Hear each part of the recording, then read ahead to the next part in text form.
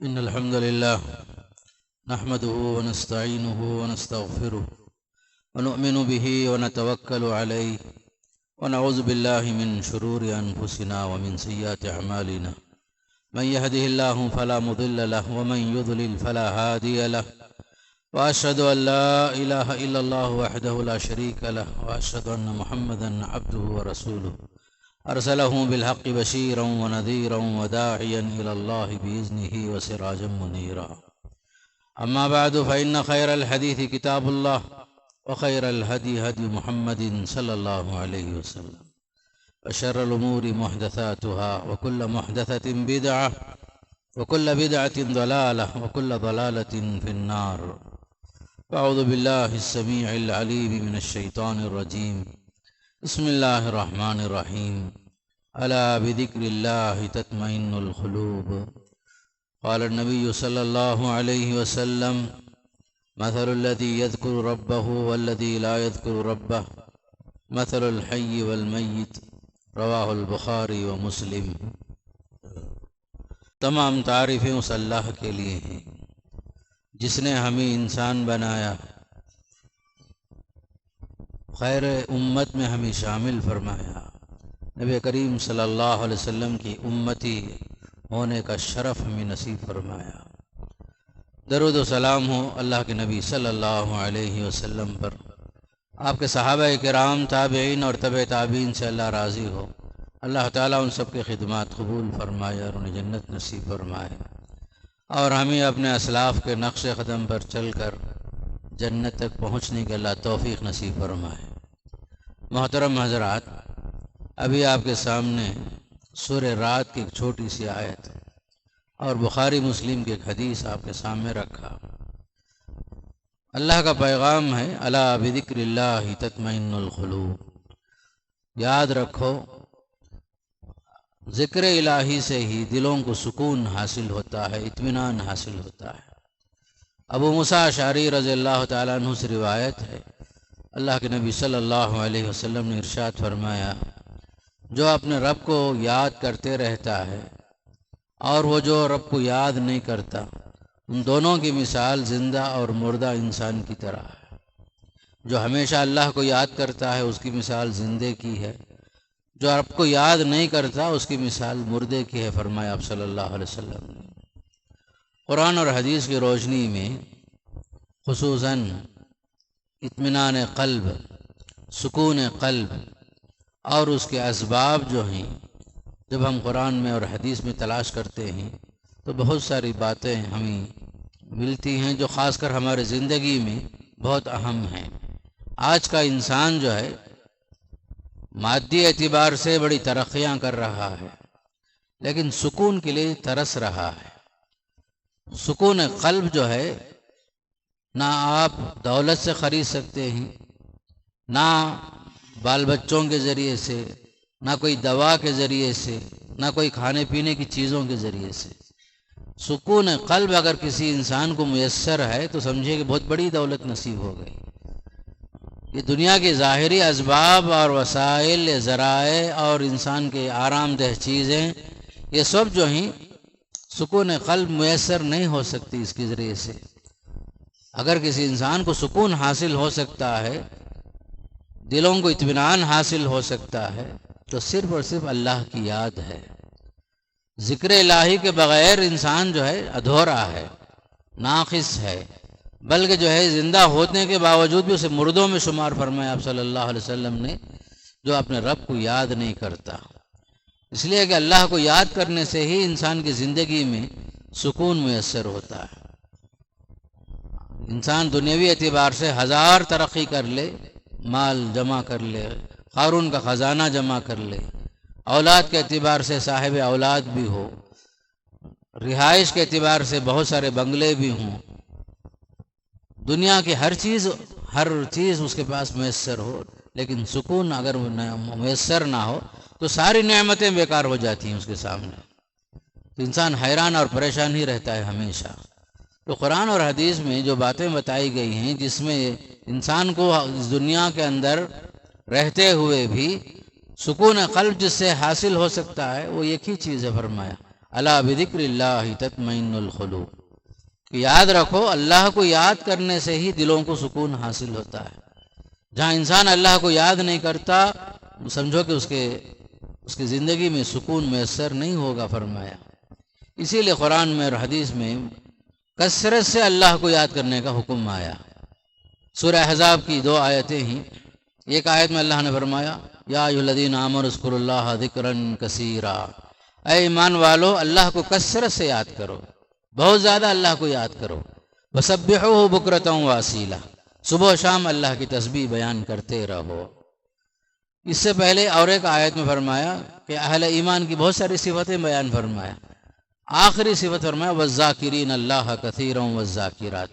حالانکہ اس سے پہلے اسلام، ایمان، سچائی، روزہ، توبہ اور استغفار ساری باتیں آئیں، لیکن ان تمام صفات کے اندر کثرت کا ذکر نہیں آیا، جیسا کہ ذکر والذاکرین اللہ کثیرا والذاکرات فرمایا کہ اہل ایمان کی خاص صفت یہ ہے کہ وہ ہمیشہ اللہ کو کثرت سے یاد کرتے ہیں۔ مردوں میں بھی عورتوں میں بھی اہل ایمان کی خصوصیت یہی کہ وہ کثرت سے اللہ کو یاد کرنے والے ہوتے ہیں۔ اللہ کو کثرت سے یاد کرنے والے ہی جن کے بارے میں آخر میں اللہ نے فرمایا اللہ نے ان کے لیے جنت کا وعدہ فرمایا ہے۔ خاص کر کے میدان جنگ میں بھی اہل ایمان کو جس بات کا حکم دیا گیا، ثابت قدم رہنے کا حکم، پھر اس کے بعد یہ بھی فرمایا دیکھو میدان جنگ میں بھی اللہ کو نہیں بھولنا، جہاں تم اللہ کو وہاں یاد کرو گے کامیابی کا ضامن ہے ذکر الہی۔ فرمایا سورہ انفال میں یا ایھا الذین آمنوا اذا لقیتم فئۃ فاثبتوا واذکروا اللہ کثیرا لعلکم تفلحون، اے ایمان والو جب تم کسی جماعت سے، فریق مخالف سے جب تمہاری ملاقات ہو جائے، مدبھیڑ ہو جائے تو ثابت قدم رہنا، دشمنوں سے لڑنے کے وقت میں ثابت قدم رہو، جم کے لڑو۔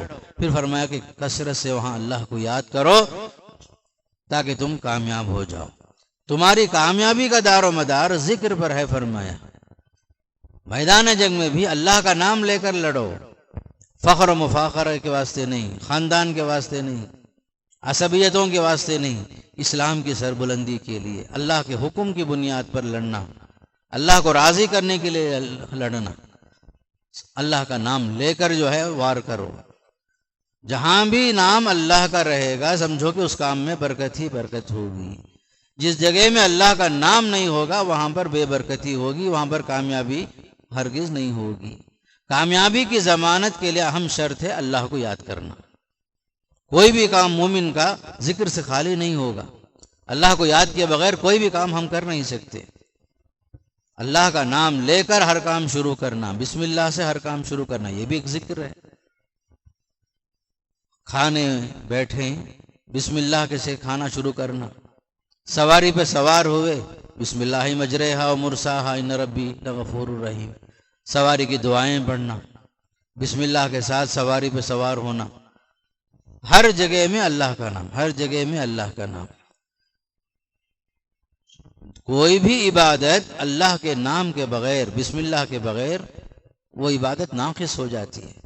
وضو کرنے بیٹھے ہیں وہاں بھی بسم اللہ کے ساتھ وضو شروع کرنا، جیسے کہ حدیث میں ہے فرمایا لا وضوء لمن لم یذکر اسم اللہ، اس کا وضو نہیں ہو سکتا جس میں اللہ کو اس نے شروع میں یاد نہیں کیا، بسم اللہ کے ذریعے سے اس نے وضو شروع نہیں کیا۔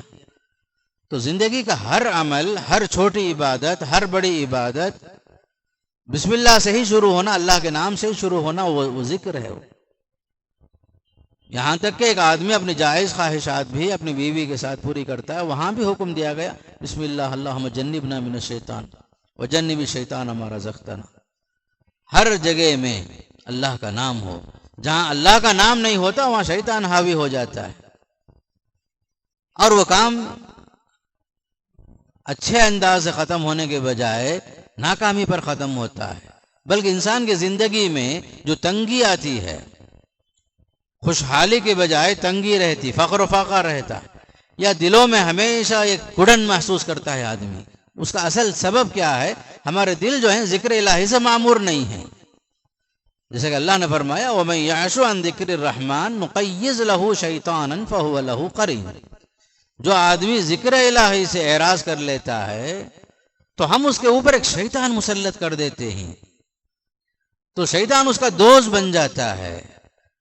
نتیجے میں ہر کام میں رکاوٹیں، ہر کام میں رکاوٹ، دلوں میں سکون کے بجائے بے چینی، اضطراب، پریشانی، ہمیشہ ایک دھڑکن، ہمیشہ ایک خوف. وجہ کیا ہے؟ ہمارا دل جو ہے اللہ کی یاد سے معمور نہیں ہے، خالی ہے. بلکہ سورہ طٰہٰ میں اللہ نے فرمایا من اعرض عن ذکری فإن له معیشۃ ضنکا، جو ہماری یاد سے غفلت برتتا ہے، اعراض کر لیتا ہے، تو اس کی زندگی میں ہم ایک تنگی کو ڈال دیتے ہیں. اپنے دل میں وہ ایک تنگی محسوس کرتا ہے، اسے سکون حاصل نہیں ہوتا، زندگی کے اندر بے چینی، خوف. حالانکہ مادی اعتبار سے سب کچھ رہ سکتا ہے اس کے پاس، سفر میں جانا ہو یا گھر میں رہتا ہو، بزنس کرتا ہو، ہر جگہ میں ایک ہمیشہ ایک اندیشہ، خوف خوف خوف، دلوں میں سکون نہیں ہوتا. وجہ کیا ہے کہ ہم کوئی بھی کام جب اللہ کے نام کے بغیر شروع کرتے ہیں، اللہ کا نام چھوڑ کر کوئی کام شروع کرتے ہیں، تو نتیجہ جو ہے دلوں میں تنگی پیدا ہو جاتی، دلوں میں سکون ختم ہو جاتا. اسباب اور وسائل ہونے کے باوجود بھی انسان خالی ہاتھ ہو جاتا، بہت کچھ کمانے کے باوجود، اعلیٰ اولاد ہونے کے باوجود، فیملی ہونے کے باوجود، آدمی کے دل میں اگر سکون اگر میسر نہیں ہے تو یہ بات یاد رکھیے کہ ہمارے دلوں میں اللہ کا ڈر، اللہ کا خوف، اللہ کو یاد کرنے کا، ہمیشہ اللہ کا تصور، یہ ہمارے ذہن سے خالی ہے. ذکر کا مطلب کیا ہے؟ بندہ ہمیشہ اللہ تعالیٰ کے بارے میں ایک علم ہمیشہ اس کے ذہن میں ہونا. میرا کوئی بھی کام اللہ کے علم سے خارج نہیں ہے، اللہ میرے ہر کام سے واقف ہے. اور اللہ کی ذات، اس کے اسماء اور اس کے صفات کے ساتھ ساتھ عظیم شخصیت، اللہ تعالیٰ کی ذات بہت عظیم ہے، جس کی تعریف ہم اپنی زبان سے کما حق کر نہیں سکتے، نہ تحریر میں، نہ زبان سے. لا نثنی علیک کما اثنیت علی نفسک والی بات خود اللہ کے نبی صلی اللہ علیہ وسلم نے فرمایا، اے اللہ ہم تیری تعریف اس طرح بجا نہیں لا سکتے جیسا کہ تو نے خود اپنی تعریف بیان کی. اللہ کی ذات کا احساس ہونا، شعور ہو، اللہ تعالی ہمیں دیکھ رہا ہے. عبادت کے لائق صرف اور صرف اللہ کی ذات ہے، اس کا علم بڑا وسیع ہے. دنیا کے کونے کونے میں بھی اگر کوئی بھی مخلوق جو ہے زندہ ہے، اس کی حرکت و نقل و حرکت ہے، اللہ اسے جانتا ہے. اللہ کے علم سے کوئی خارج نہیں ہے.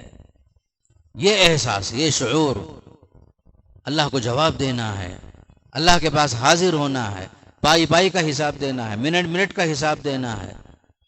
تو بندہ جو ہے ہمیشہ اللہ کا تصور اپنے ذہن میں رکھنا. ہمارا ذہن جو ہے ذکر الہی سے خالی نہ ہو. کوئی بھی کام کروں اللہ کی مرضی کے لیے، ہر کام میں جہاں میں رکتا ہوں، جو کام میں نہیں کرتا ہوں، اللہ کے ڈر سے، کسی گناہ سے بچتا ہوں تو اللہ کا خوف میرے اوپر مسلط ہے. کوئی جگہ ایسی نہیں ہے جہاں اللہ کا علم نہ ہو. اللہ کا علم ہر جگہ پر ہے. اسی لیے خصوصاً بندہ جو ہے جو بھی کوئی بھی کام کرتا ہے تو اللہ کو ہمیشہ یاد رکھ کے کرتا ہے. جب یہ احساس اور یہ تصور آ جائے تو گناہوں سے بچنے کا بہت بڑا ذریعہ یہی بن جاتا ہے. ایک طرف درجات کی بلندی ہو جاتی ہے، ہمیشہ اللہ کو یاد کرتے کرتے جو ہے درجات کی بلندی ہو جاتی ہے. اللہ تعالیٰ مصیبتیں دور کر دیتا ہے، آفتوں کو اللہ ٹال دیتا ہے، مصیبتوں کو اللہ ٹال دیتا ہے، پریشانیاں اللہ دور کر دیتا ہے. تو یہ سب سے اہم فائدہ ذکر کا یہ ہوتا ہے کہ بندہ اللہ کی حفاظت میں داخل ہو جاتا ہے. ذکر کا سب سے بڑا فائدہ یہ ہے کہ بندہ اللہ کی حفاظت میں داخل ہو جاتا ہے. سواری پہ سوار ہوئے، اللہ کا نام لے کر، اللہ پر بھروسہ کر کے نکل گئے. گھر سے باہر نکلے، اللہ کا نام لے کر نکلے. گھر میں داخل ہوئے، اللہ کا نام لے کر داخل ہوئے.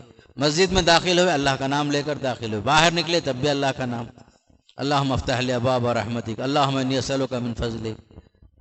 بازار میں داخل ہے، وہاں بھی اللہ کا تصور ہمارے ذہن میں ہے. اللہ دیکھ رہا ہے، ہماری آنکھوں پر اس کی نظر ہے، ہمارے نقل و حرکت پر اللہ واقف ہے.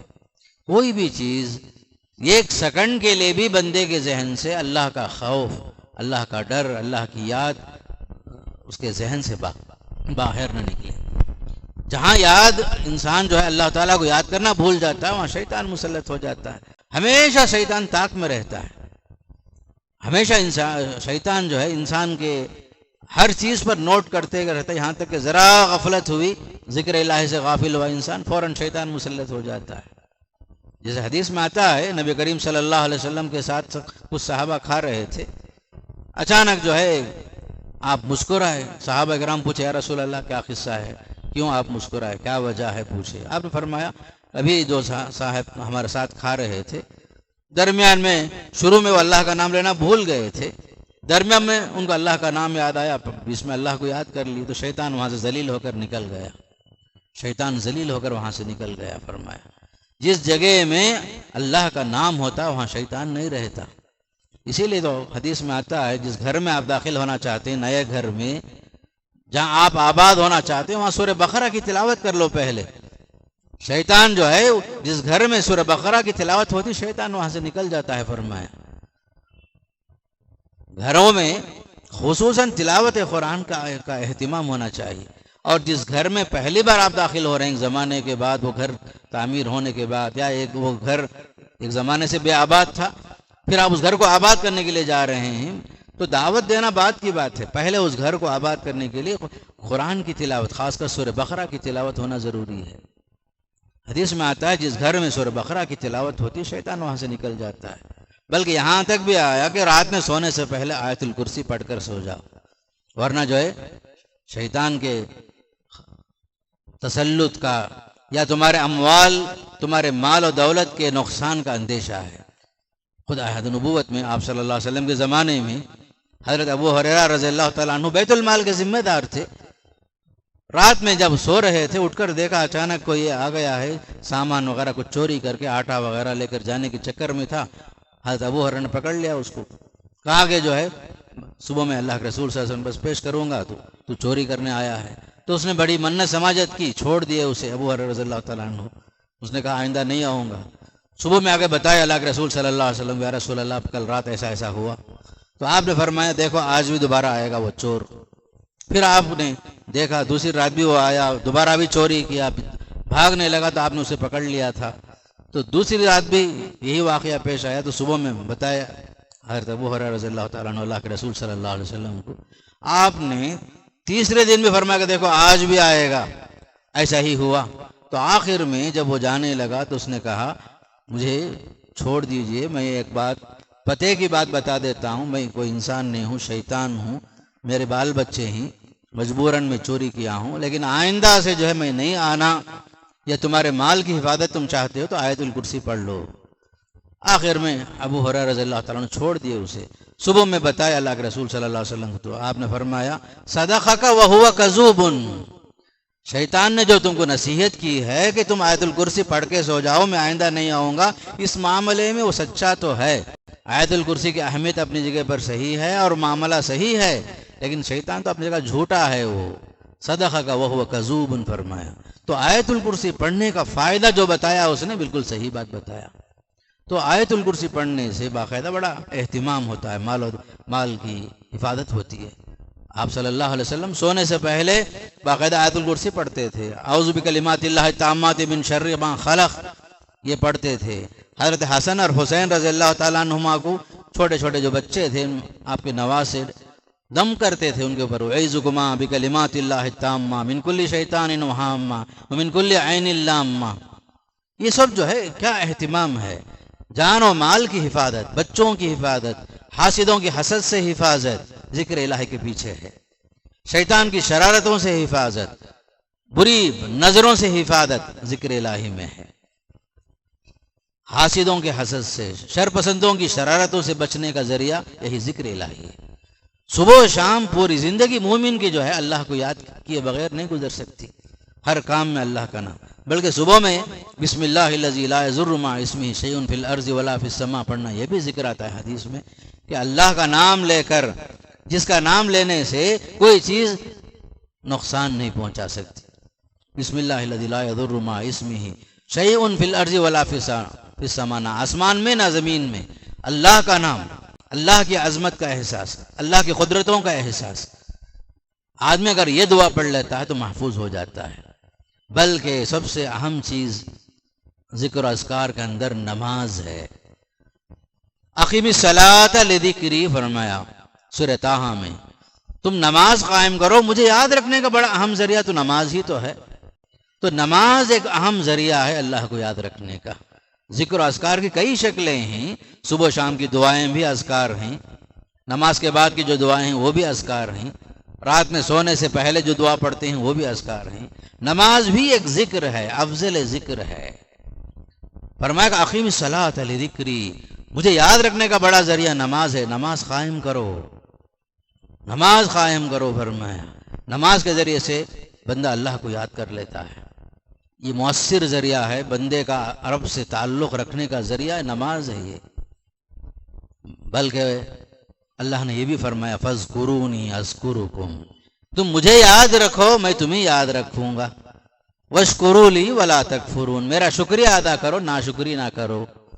جو بندہ اللہ کو یاد کرتا ہے اللہ اسے یاد رکھ لیتا ہے، اللہ اس کی حفاظت کر لیتا ہے۔ حدیث میں آتا ہے جس نے اللہ کو یاد کیا اپنی، اللہ اسے یاد رکھ لیتا ہے۔ جو بندہ اللہ کو یاد رکھتا ہے ہمیشہ اللہ اسے یاد کرتا ہے، اللہ اس کی حفاظت کرتا ہے۔ جیسا کہ حدیث میں آتا ہے جو بندہ فجر کی نماز با جماعت پڑھ لیتا ہے وہ اللہ کی حفاظت میں ہو جاتا ہے۔ من صلی الفجر فهو فی ذمۃ اللہ، فرمایا نماز ایک ذکر ہے، بندہ نماز کے ذریعے سے اللہ کی حفاظت میں داخل ہو جاتا ہے۔ تو الغرض بتانے کا مقصد یہ ہے ایمان والوں کی شان کیا ہے، ہمیشہ اللہ کو یاد رکھنا۔ سکون قلب کی تلاش اگر ہے تو اللہ تعالیٰ کی یاد ہمیشہ ہمارے دلوں میں ہو، کثرت سے یاد کرنا۔ منافقوں میں اور مومنوں میں جو فرق اللہ تعالیٰ نے بیان فرمایا سورہ نساء میں کہ منافق لوگ اللہ کو برائے نام یاد کرتے ہیں، اور اللہ تعالیٰ کے ایمان والے بندے اللہ کو کثرت سے یاد کرتے۔ ان المنافقین یخادعون اللہ وخادعهم واذا قاموا الى الصلاة قاموا كسالى يراؤون الناس ولا يذكرون اللہ الا قلیلا۔ منافق جو ہیں نماز کو بھی آتے ہیں تو بڑے سستی کے ساتھ آتے ہیں، جب نماز میں کھڑے ہوتے ہیں تو بڑے سستی کے ساتھ کھڑے ہوتے ہیں، دکھاوے کے لیے آتے ہیں، اور اللہ کو یاد بھی کرتے ہیں برائے نام برائے نام برائے نام، ولا یذکرون اللہ الا قلیلا۔ تو خصوصاً جو ہے اللہ تعالیٰ کو یاد کرنا، کثرت سے یاد کرنا اہل ایمان کی خاص صفت ہے۔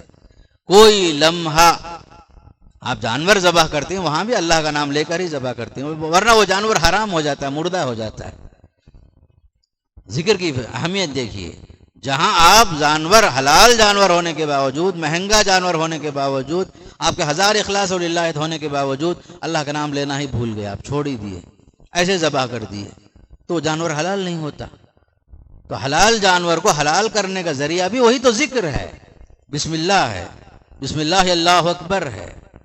تو خصوصاً ہماری زندگی کا ہر معاملہ ایسے، کوئی نیک کام کرتے ہیں، کوئی بھی کام شروع کرتے ہیں تو ہر مومن جو ہے ہمیشہ بسم اللہ کے ذریعے سے اللہ کا نام لے کر، اللہ کا نام لے کر ہر کام شروع کرنا، ہر کام کے پیچھے اللہ سے مدد طلب کرنا۔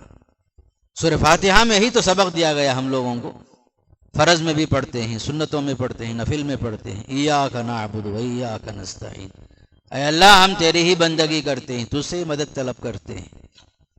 اللہ کی مدد کے بغیر کوئی کام نہیں ہوتا، اور مومن کا ہر کام عبادت ہی عبادت، اللہ کی عبادت کے لیے بھی اللہ سے مدد طلب کرنا، توفیق کے لیے اللہ سے مدد طلب کرنا۔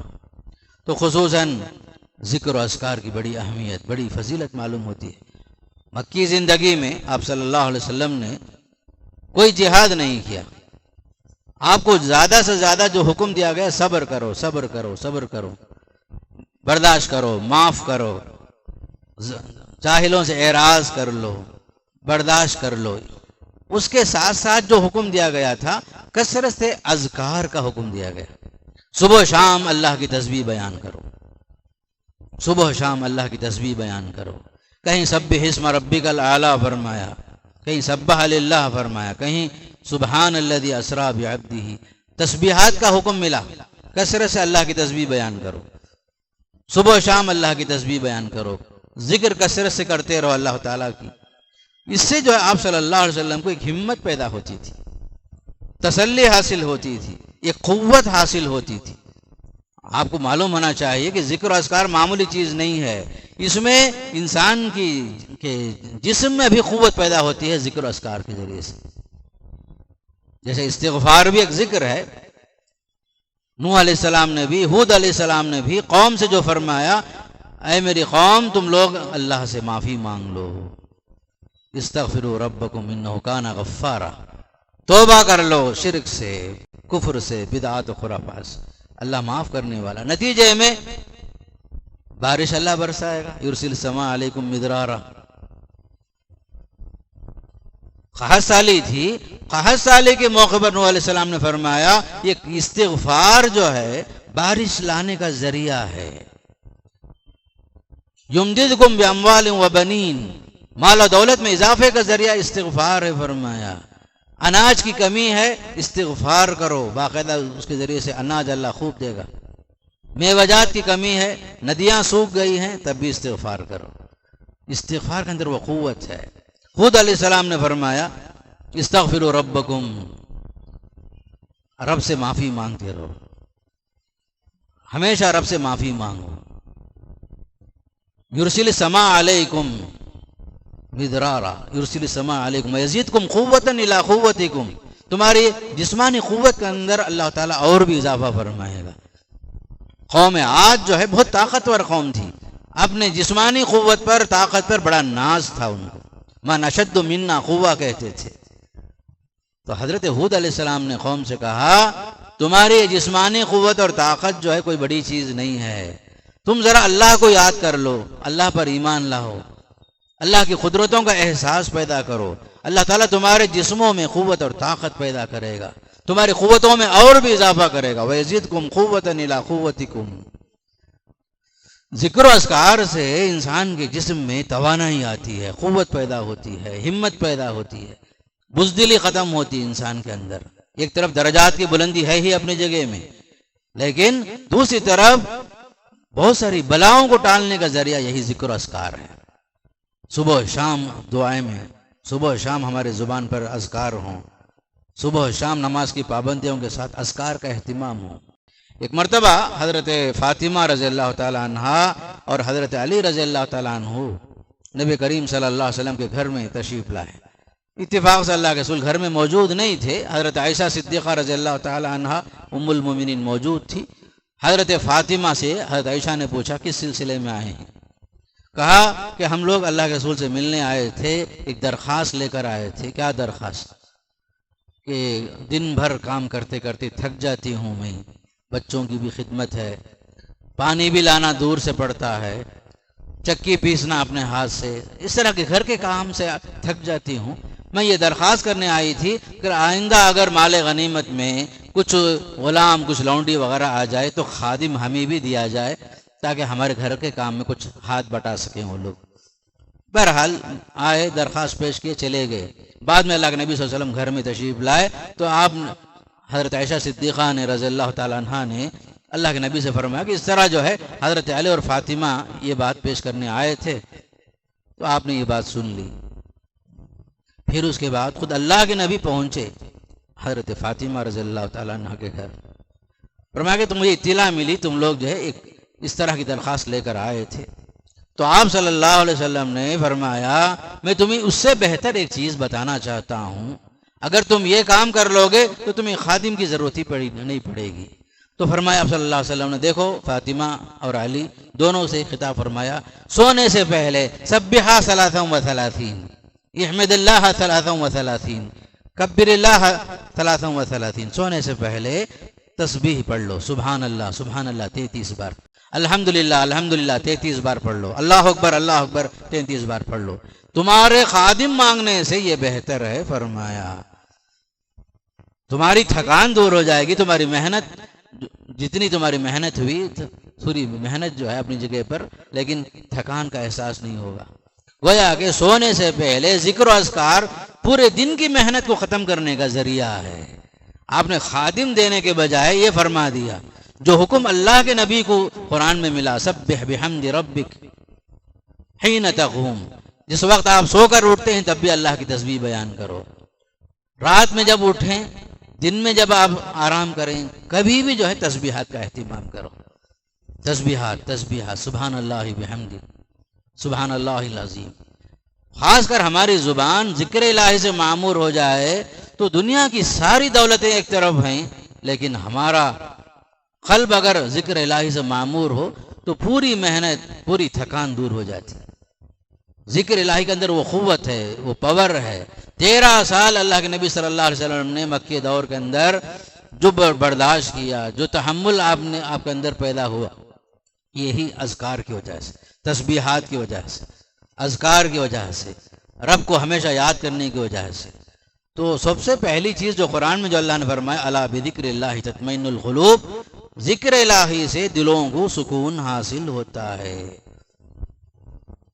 حضرت موسیٰ علیہ السلام نے اللہ سے ایک دعا کی، درخواست کی، یا اللہ میرے کام میں ایک مددگار کی ضرورت ہے، کار نبوت کو انجام دینے کے لیے میرے گھر سے، میرے رشتہ داروں میں سے میرے بھائی ہارون کو جو ہے نبوت و رسالت عنایت فرما۔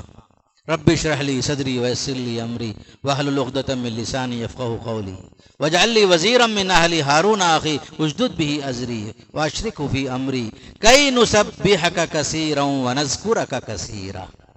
حضرت ہارون علیہ السلام کو میرے کام میں میرا شریک کار بنا، میرا وہ دست بازو بنا دے، تاکہ ہم دونوں مل کر تیری تسبیح بیان کریں، تاکہ ہم دونوں مل کر کے تجھے کثرت سے یاد کریں۔ تو حضرت ہارون علیہ السلام کو ساتھ میں اپنے کار نبوت میں شریک کرنے کا مقصد بھی آپ نے ہی بتایا، اے اللہ تاکہ ہم تیری تسبیح خوب بیان کریں، تیری تسبیحات میں ہماری زندگی گزرے، تیری پاکی ہم بیان کرتے رہیں، تیری پاکی ہم بیان کرتے رہیں۔ تو بندہ ہمیشہ اللہ کی پاکی بیان کرتے رہنا، ہمیشہ گالی گلوچ، غیبت کی باتیں، حسد کی باتیں، ایک دوسرے کو حقیر کرنے کی باتیں، کسی کے دل کو ٹھیس پہنچانے کی باتیں، ان تمام باتوں سے لاکھ درجہ بہتر ہے سبحان اللہ بحمدی سبحان اللہ العظیم۔ ہمیشہ ہماری زبان پر یہی بات۔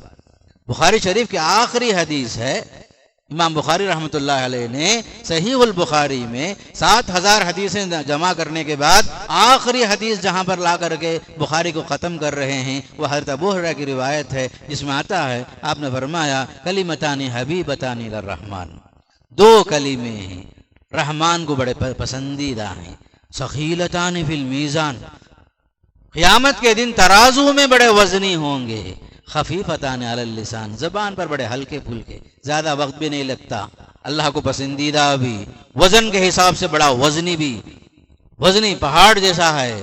فرمایا معمولی کلمہ، اسے سبحان اللہ بحمدہ سبحان اللہ العظیم، سبحان اللہ بحمدہ سبحان اللہ العظیم، اللہ کی پاکی اس کے حمد کے ساتھ، اللہ تعالیٰ کی پاکی جو ہے اس کی عظمت کے ساتھ۔ ہمیشہ ہمارے زبان میں کوئی لمبی چوڑی دعا نہیں ہے، مختصر۔ امام بخاری رحمۃ اللہ علیہ اتنی بڑی خدمت انجام دینے کے بعد ہزاروں حدیثوں میں اس حدیث کا انتخاب کر کے بات ختم کرتے ہیں، سبحان اللہ بحمدہ سبحان اللہ العظیم۔ ہماری زبان پر یہی ہو، ہم مجلسوں میں بیٹھتے ہیں، بات 1000 باتیں ہوتی، ادھر کی باتیں ادھر کی باتیں، بیکار باتیں، بہت کچھ ہو جاتی، لیکن ہمارے پاس اس کا اہتمام ہونا چاہیے، کفارۃ المجلس، سبحان اللہ بحمدہ سبحانک اللہم ربنا وبحمدک اشہد ان لا الہ الا انت استغفرک واتوب الیک۔ ہماری باتوں میں درمیان میں جو بیکار بات ہوئی اس کے لیے کفارہ بننے کا ذریعہ یہی تو ہے، وہاں بھی تو اللہ کی تسبیح ہے۔ بلکہ حدیث میں یہاں تک آیا، فرمایا آپ صلی اللہ علیہ وسلم نے کہ جو بندہ سبحان اللہ بحمدہ ایک بار بولتا ہے، ورثت لہ شجرۃ نخلۃ فی الجنہ، کھجور کا ایک درخت لگا دیا جاتا ہے جنت میں اس کے نام پر۔ ایک بار سبحان اللہ بحمدہ اگر آپ بولتے ہیں، کتنی بڑی فضیلت دیکھو۔ دلوں کو سکون حاصل ہونے کا ذریعہ یہی تسبیحات، یہی ذکر و اذکار، یہی نمازیں، یہی لا حول ولا قوت الا باللہ، یہی آیت الکرسی۔ ہمارا دل جو ہے اللہ کی یاد سے معمور ہو تو ہمیشہ اسے یاد رکھنے کا ذریعہ یہی تسبیحات۔ فرمایا زندگی میں کوئی بندہ سبحان اللہ بحمدہ ایک بار بول دیا، ورثت لہ نخلۃ فی الجنہ، حاکم نے روایت کیا، امام ترمذی نے اسے صحیح قرار دیا ہے۔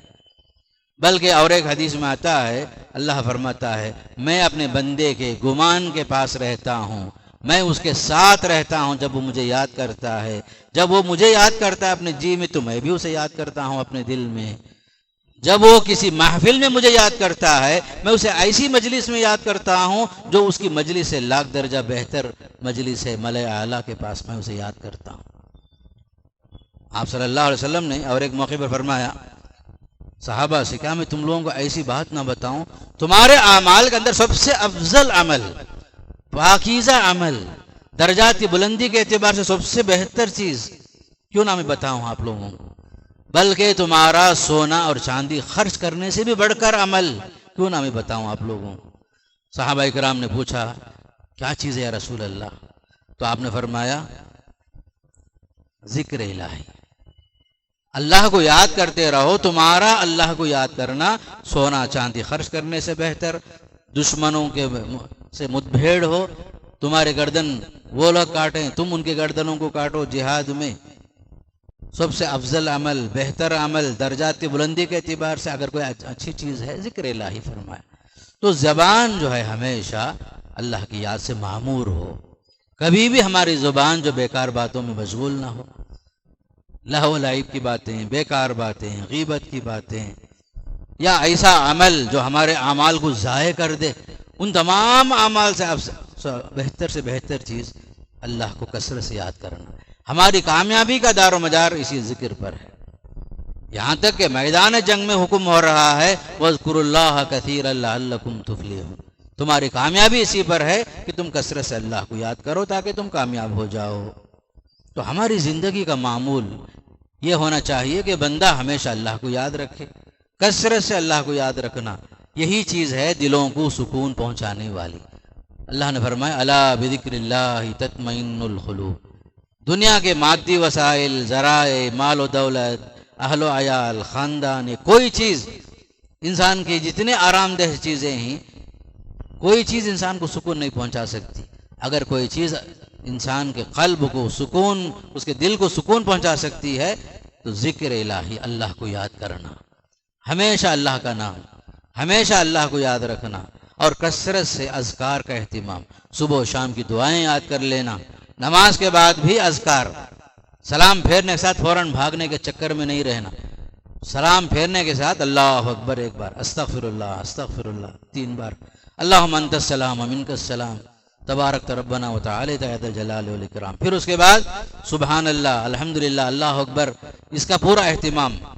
اس لیے حدیث میں آتا ہے اتنی فضیلت کی چیز ہے، خاص کر تسبیحات، سبحان اللہ، الحمدللہ، اللہ اکبر، ہمارے گناہ اگر سمندر کے اوپر کف کے برابر بھی ہوں اللہ معاف کر دیتا ہے، فرمایا چھوٹے چھوٹے گناہ جو ہیں سب معاف کر دیتا ہے۔ بعض مرتبہ ہم لوگ جو ہے اذکار کو معمولی سمجھ لیتے ہیں، معمولی چیز نہیں ہے، بہت بڑی چیز ہے۔ ہمارے گناہوں کی تلافی اگر ہو سکتی ہے، یہ چھوٹے موٹے جتنے کام ہیں اسے معمولی نہیں سمجھنا۔ نماز کے بعد، فرض نماز، سنت کے بعد ہمیشہ، بلکہ حدیث میں یہاں تک آیا کہ بھائی آیت الکرسی کا اہتمام ہمیشہ ہونا چاہیے نماز کے بعد۔ فرمایا کہ کوئی چیز انسان اور جنت کے درمیان اگر رکاوٹ بنتی ہے تو موت ہی ہے۔ فرمایا آیت الکرسی کی کتنی اہمیت ہے، آیت الکرسی، اللہ لا الہ الا هو الحی القیوم، اللہ لا الہ الا هو الحی القیوم، اس کا اہتمام ہمیشہ ہونا۔ فرمایا آپ صلی اللہ علیہ وسلم نے کہ سوائے موت کے کوئی چیز رکاوٹ نہیں بنتی انسان کو جنت میں پہنچانے میں، یہ آیت الکرسی کا اہتمام ہمیشہ ہونا چاہیے۔ فرض پڑھو، سنت پڑھو، نفل پڑھو، باقاعدہ اس کا اہتمام، ہمیشہ اس کا اہتمام ہونا چاہیے۔ اس کی وجہ سے درجات کی بلندی ایک طرف ہے، اللہ کے رسول صلی اللہ علیہ وسلم کی زبان مبارک سے جو بات نکلی، جنت میں داخلے کا اہم ذریعہ یہ بھی ہے۔